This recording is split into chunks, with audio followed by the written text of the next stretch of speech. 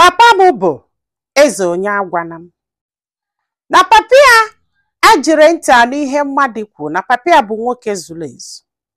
Andị na papa ya belivuru na nwaanyị nwelu ike ịgwa nwoke ihe ọ ga-eme. Ịghọtago na ịfụ papa ya na o topulu gbakwụlụ andị na o ji ezigbo ego mana ọ gụrụ akwụkwọ. Mami ya gụrụ akwụkwọ mana papa ya kwere na o nwee ihe mami ya ga-alụ. Mana mami ya pela mpe mmadụ. Afọ ịghọtago so kwado ya na papa ya na onwe wonge ya na ya na-abụ na akwụ na this girl bụ onye neighboring town fa na ebe papa ya na-azụ afịa na city ka ọ fụlụ dị girl ya na ya na-abụ wee kwụba. So kwado ya na papa ya na-anata every weekend ọ ya anatakwa this girl esolie nata ọ bịa befa nọsịa ọ na mami ya kwuo okwu ihe papa ya ga-akụ ya ma ndesị mma. Una mana papa ya megidelu mami ya ife to the point na mami ya na-akpọzi the girl nwunye di. Una mana papa ya megidelu mami ya ife to the point na the girl bịa mami ya ejesie nni dọbali ọ na-eli. And na papa ya megide mami ya ife the girl bịa etu ifu mami ya kwụlụ ọtọ na-acha white ihe ọ ga na-ajụ ha ma nwunye di ọ bịago. Maka na olu to the point mami ya che na ọ kala ịnụ that girl. Etu ha ncha niile si wee fịa. Na mgbe a na-agwazi anyị ihe ka a na-efinish secondary school ihe adịzịa too much na ya mara ihe a ga-eme ya na ofu nwanne ya nwoke wee kpasịa maka na ihe a mụrụ ha bụ nwoke na-anọ na nwaanyị na-abụ. This girl wee bịa wee nọsịa befa wee ya ana ha wee chebilie n'ụzọ wee kụọ onye ihe tinka na akụpa fa wee tisie enyi ife o wee kpọọ papa fa unu amakwa ihe papa fa mere. Papa fa wee je wee dakwuru nwunye wee gbube wee sị n'ọnya gwara ụmụ ya ya tie fatie the girl ife wee kụsịa mama fa ihe ọ kụrụ mama ha that day akwana ya mama ha pụta wee babala ha mba sị ha kụzina the girl ihe na ha mara ife ha ga-eme this girl ma still ịgbago n'ụmụaka ọ bịakwa ọzọ ha chebilikwe na that day na fatisizie ife wee dọkasịala ya akwụ ya wee gba mbọ fụ na ọ gba ọtọ wee na ya ọfụ obele ihe ọgbala ọtọ sọpantị ka oyi that day wee gbala ọtọ wee na n'ụbọchị afọ ka ọ kwụsịrị ịbịa na village. Ịghọtago o wee nazịa na Ọnịcha o wee nazịa na city ebe papa fabi wee luzie ebe afọ wee bili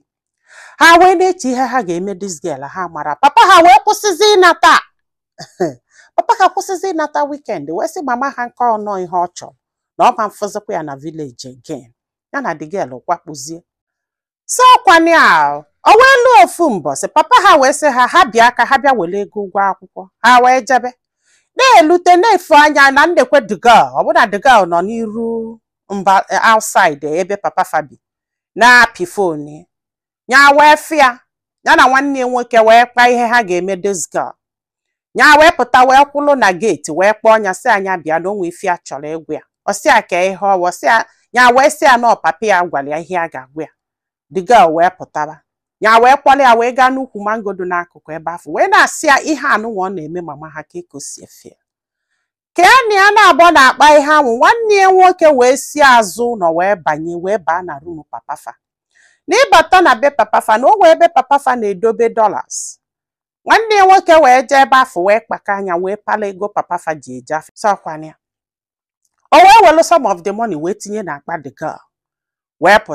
pụtazia flash anya mgbe afọ na agwasigo the girl ife a chọrọ egwu anya wee si the girl na ya chọrọ ịbata n'ụlọ ka ya jebe ọfịs ebe papa ya nọrọ n'ụlọ ọkwa na anya wee tọnọ wee jebe ọfịs pụtazia mitizie nwanne ya nwoke ya na ya na-abọsolo jewelu ha wee were ego afọ wee zo. So ọkwa na oluzie na mgbede ha na papa ha wee solo wee bata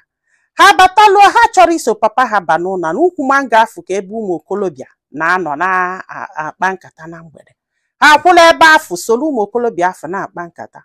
papa fa wee baa maka ịbaluo na rumu papa fa ebe afọ ọ na-edobe ego that cupboard ebe ọ na-edobe ego bụ ebe izizi ị ga-afụ papa fa batara n'anya afọ that na somebody metụrụ ebe afọ aka kedu ebe ego afọ dụ kedu ebe ego afọ dụ aka na-ekwu o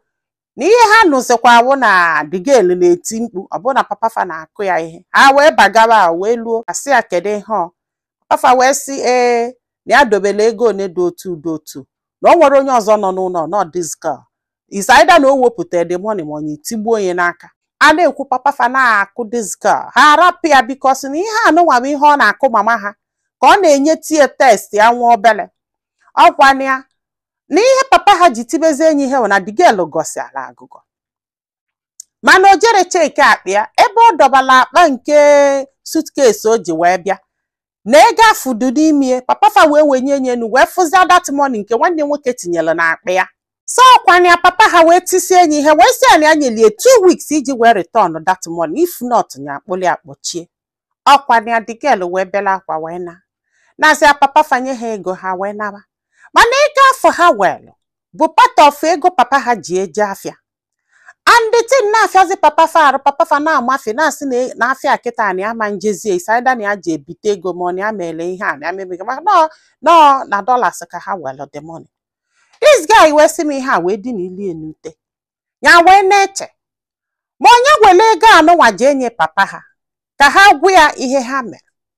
mana ọ bụrụ na ha gwa papa ha ihe ha mere na papa ha ma mgbaghalụ ha and na ọ ga-akụ ha akụkwụ mama ha akwa ịghọtagosi na mama ha azili ha. Mana ọ bụrụ na ha enyere papa fa ego anụnwa na papa fa ama nje afịa ma onye ejegodie na ọ ga-ebu ego and na ọ ga-eme affect na business ya, and na ọ bụrụ na 2 weeks gaa na ọ ga-akpụrụ the girl kpọchie maka ha ma onye papa ha bụ na ha mara ihe ha ga-eme. Ha wee sị ka ha mara ihe ndị mmadụ lụ. Nwanne m kedu ife ilo Chineke kedu ife ọdụgụ ka nwa okolobịa na nwanne ya nwoke mee kịta maka na ọ sị nọ na ngadi aka ọdụ maka na ọnya nwa bụ diọkpala.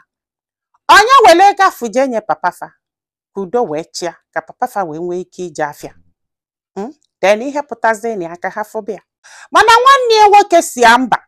na ha ga-ewele ego afụ dobe na ha ga-enidi in future, na ọ bụgodu na a ga-agwa papa ha na ọ ga-abụ after 6 months or 1 year mgbe afụ na iwe ewosigie na ọ balance chago onwe ya and na ọtaga afụfụ dọlụ nje a before ha wee nye ego afụ wee gwa ya ihe menụ. If not na ya kwero ịghọtago na fama ngwakwu di mama ha sef nọ na ha chọọ ka ha malụ ihe ndị mmadụ lụ ma o nwere alụ ndị mmadụ ga-atụta ha ka ihe ha mere ajọka. Eze onye agwana m pansi na ọgọdọ wee mee gịnị wee jee ọgbakọ. Ọkwa ifugo ihe dị mkpa na-etinye ụmụ ya na ya sọsọ because na o nwere ike ijide mgbe dike aka. Imagine, gwa anyị filo na comment section maka na ọ ga-enyelu nwa okolobịa aka iji ma ife ọ ga-eme. Ndị be anyị daalụnụ ka ọ dị n'ụbọchị ọzọ.